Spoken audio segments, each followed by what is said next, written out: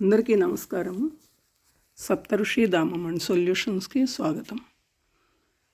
ఇప్పుడు మీరు చూస్తున్న ప్లాంటు మన ఆశ్రమంలో ఉంది. ఇది ఒక టైప్ ఆఫ్ క్రోటన్ అన్నమాట.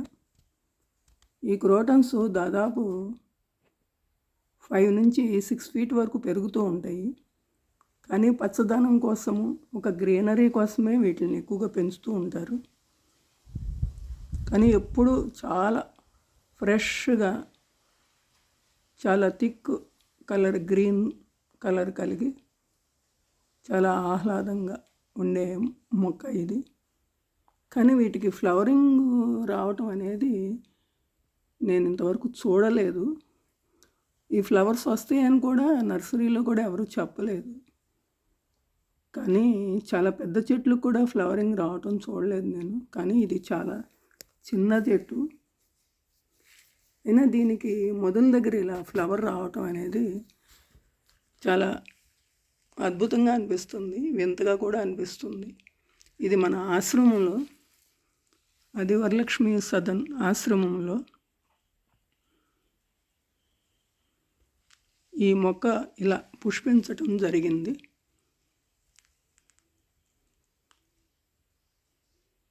ఇది రోజు మన దృష్టిలో పడే మొక్కే. ఎంట్రన్స్కి పక్కనే ఉంటుంది. రోజు దీన్ని చూస్తూనే ఉంటాను. వాటరింగ్ అది చేసినప్పుడు కూడా నేను దీన్ని చూస్తూనే ఉంటా కదా. అయినా నేను దీనికి కనీసం మొగ్గ రావటం కూడా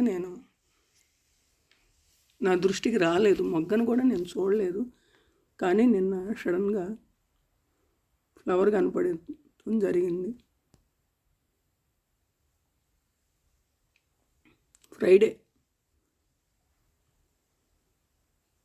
నేను ఈ మొగ్గని చూడటం జరిగింది.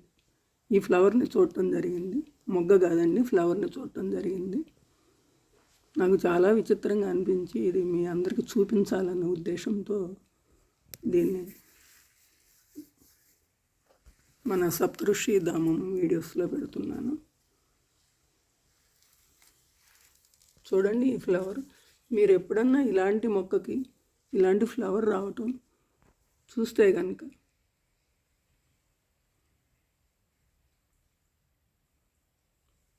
మాతో షేర్ చేసుకోండి. చూడండి, ఇది చాలా అందంగా, అద్భుతంగా అనిపిస్తుంది నాకైతే. ఇది ఆశ్రమంలో సంభవించిన ఒక అద్భుతం మాట.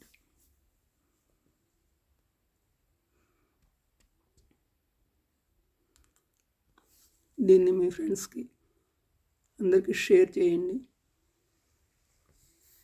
ఇలాంటి మొక్కకి ఇలాంటి ఫ్లవరు ఎప్పుడన్నా వారు చూసారేమో తెలుసుకోండి, మాకు తెలియజేయండి.